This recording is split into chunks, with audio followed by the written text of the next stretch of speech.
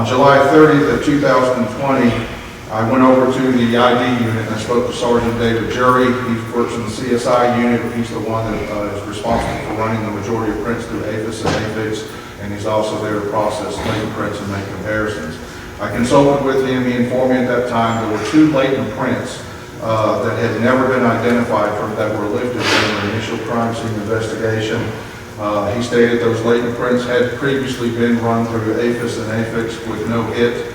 I asked him to rerun the prints again. He stated that he would. On August 6th of 2020, I was informed by Sergeant Jury that they got a hit on the print, which came back to an Alvin Shane Barfield, white male.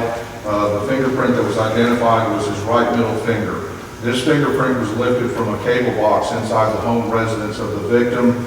This cable box was initially inside the living room of the residence.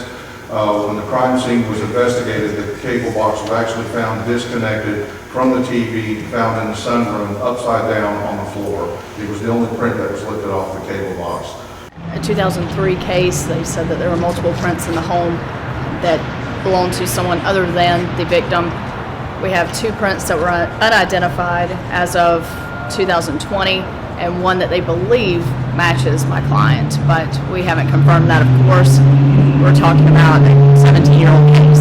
We don't know how well those prints were preserved, and we don't know how viable the print is that was compared to that one. Every fingerprint examiner has a different standard he uses, and if you followed any of my trials here in Muskogee County specifically, I've had that issue with multiple experts who have testified. Every answer I'm given is different. Some say that they only need 6 points. Others say that they feel more comfortable with 10 points. I've had some experts tell me that they're comfortable with 3 points, and that is just not scientifically accepted. But that's one question I do have about this case.